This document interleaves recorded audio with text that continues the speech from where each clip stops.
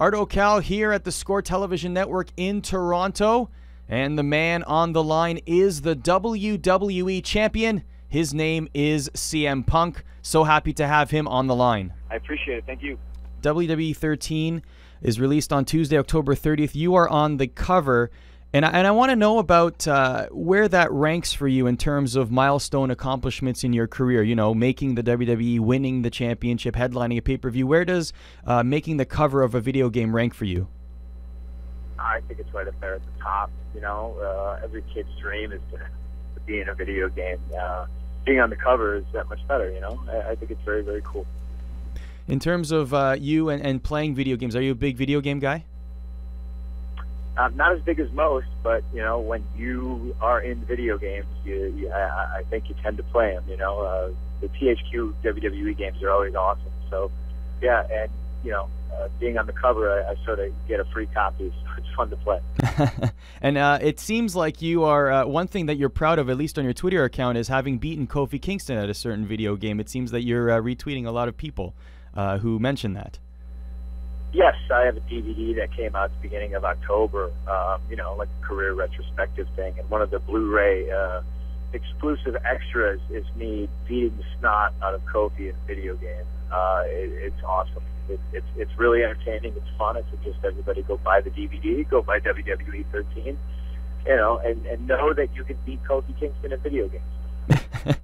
Not to bring put a damper on this interview, but have you ever heard of something called the Madden curse? I have. Somebody asked me about this earlier today, so you're not the first one. I mean, it's out there. If somebody's on the cover, especially in Madden, something seems to happen, usually a bad year, whatever the case may be. Are you a superstitious guy? No, not at all. I literally walk under ladders and black cats cross my path all the time. I'll break a mirror. I have no regard for superstition. This Sunday at Hell in a Cell, you're facing a man by the name of Ryback. Are you surprised that he is the guy that will be facing you inside the Hell in a Cell for the championship on Sunday? No, I'm glad, actually. You know, I think you take a look at Ryback, and he's your typical WWE wrestler. He's what Vince McMahon likes, you know.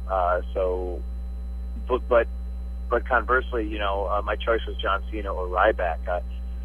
Cena's gotten shot after shot after shot. To me, the change I talked about a year and a half ago was about new people stepping up and getting shots. You know, so I'm excited. It's something new. It's something different. I can sink my teeth into it.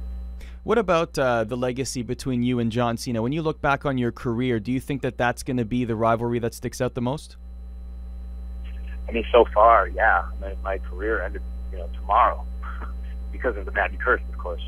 I think everyone would look back and say that, you know, John Cena was my best opponent, and honestly, vice versa. You know, I think the story of John Cena and CM Punk is captivating, and I definitely think once all the dust settles and you look back at things, I think it's going to be, you know, to me, it's this era's Hogan Savage. It's Bret Shawn. And there have been a lot of comparisons to you and Daniel Bryan to Bret Hart and Shawn Michaels, and you incorporate a lot of Randy Savage in your in-ring work. I mean, who do you prefer to be compared to, or who do you model your style after more? You know, I think it's an amalgamation of a lot of the guys I like. You know, there's a little bit of Piper in there. There's a whole lot of Terry Funk when you look at it.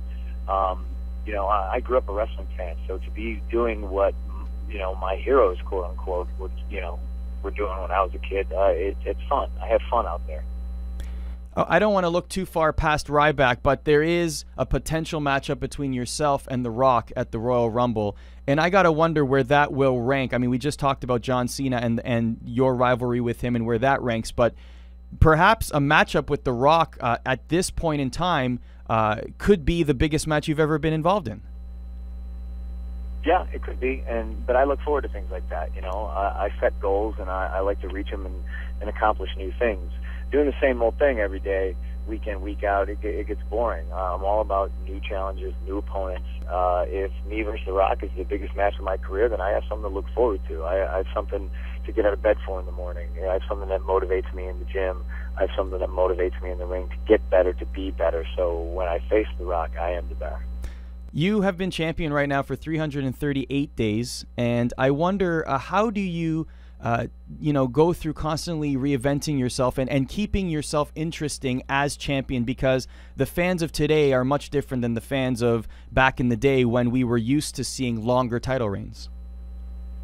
I think I'm fortunate enough to be cognizant of a lot of different aspects of our business, and I have the finger firmly on the pulse of what our fans want and don't want. I think I can reinvent myself, to fit certain needs. And I'm versatile that way.